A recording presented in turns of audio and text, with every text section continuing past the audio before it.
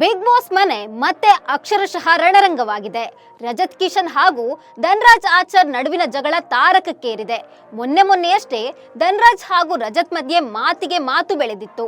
ಇದೀಗ ಮತ್ತೆ ಕಳಪೆ ಉತ್ತಮ ಪ್ರಕ್ರಿಯೆ ಸಮಯದಲ್ಲಿ ಇದು ಬೇರೆ ಮಟ್ಟಕ್ಕೆ ಹೋಗಿದೆ. ಕಳಪೆ ಕೊಟ್ಟ ಕೂಡಲೇ ರಜತ್ ಕಿಶನ್ ಫುಲ್ ರಾಂಗ್ ಆಗಿದ್ದಾರೆ. ಇದರಿಂದಾಗಿ ಧನ್ರಾಜ್ಗೆ ಹೊಡೆಯೋಕೆ ಹೋಗಿದ್ದಾರೆ ಕಿಶನ್. ಹಾಗಾದ್ರೆ ರಜತ್ ಧನ್ರಾಜ್ಗೆ ಹೊಡೆದೇ ಬಿಟ್ರಾ? ದೊಡ್ಡ ಮನೆಯಿಂದ ರಜತ್ ಆಚೆ ಬಂದ್ರಾ? ಅಷ್ಟಕ್ಕೂ ಬಿಗ್ ಬಾಸ್ ಮನೆಯಲ್ಲಿ ಆಗಿದ್ದೇನು? ಈ ಬಗ್ಗೆ ಡೀಟೇಲ್ಸ್ ಕೊಡ್ತೇನೆ. ನಾನು ಶ್ವೇತಾ. ನೀವು ಸುದ್ದಿ ಅನ್ನದ ಸಬ್ಸ್ಕ್ರೈಬರ್ ಆಗೋದಕ್ಕೆ ಮರಿಬೇಡಿ.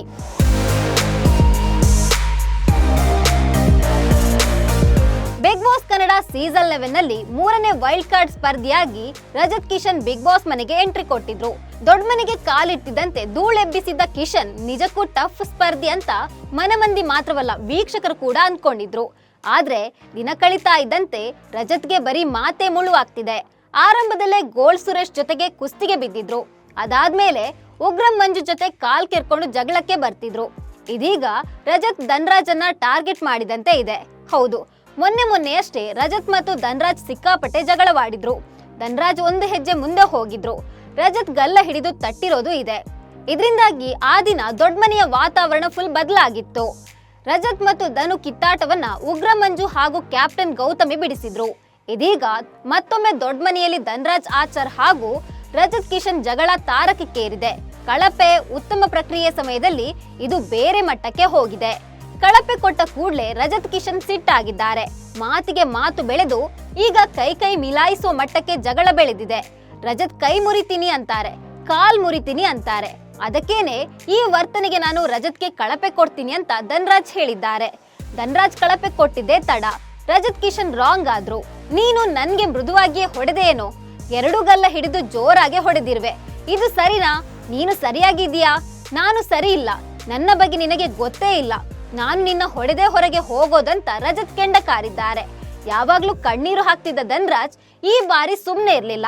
ರಜತ್ ಮಾತಿಗೆ ಕೋಪಿಸಿಕೊಂಡ ಧನು, ಅದೇನೋ ಮುಖಮೂತಿ ಹೊಡೆಯುತ್ತೀನಿ ಅಂದ್ರಲ್ಲ, ಹೊಡೆಯಿರಿ ನೋಡೋಣ ಅಂತ ಹೇಳಿದ್ದಾರೆ. ಅದಕ್ಕೆ ನಿಂಗೆ ತಾಕತ್ತಿದ್ರೆ ನನ್ನ ಮುಟ್ಟಿ ತೋರಿಸು ಅಂತ ಧನು ಮೇಲೆ ರಜತ್ ಮತ್ತಷ್ಟು ಗರಂ ಆಗ್ತಾರೆ. ಅಷ್ಟಕ್ಕೂ ಸುಮ್ಮನಾಗದ ಧನು, ಹೊಡೆಯುತ್ತೀರಾ? ಹೊಡೆಯಿರಿ ಅಂತ ಹೇಳಿದ್ದಾರೆ. ರೊಚ್ಚಿಗೇಳುವ ರಜತ್ ಧನು ಮೇಲೆ ಕೈ ಮಾಡಲು ಹೋಗಿದ್ದಾರೆ. ಈ ವೇಳೆ ಉಳಿದ ಸ್ಪರ್ಧಿಗಳು ರಜತ್ ಹಾಗೂ ಧನ್ರಾಜ್ ಬಳಿ ಓಡಿ ಹೋಗಿದ್ದಾರೆ. ಧನು ಆಕಾರ ನೋಡಿದ ರಜತ್ ಇಷ್ಟು ದಿನ ವ್ಯಂಗ್ಯವಾಡ್ತಿದ್ರು. ಮನುಷ್ಯ ಆಕಾರದಲ್ಲಿ ಸ್ಟ್ರಾಂಗ್ ಅಲ್ಲ, ಮನಸ್ಸಲ್ಲೂ ಸ್ಟ್ರಾಂಗ್ ಅನ್ನೋದನ್ನ ಕೊನೆಗೂ ಧನ್ರಾಜ್ ತೋರಿಸಿಕೊಟ್ಟಿದ್ದಾರೆ.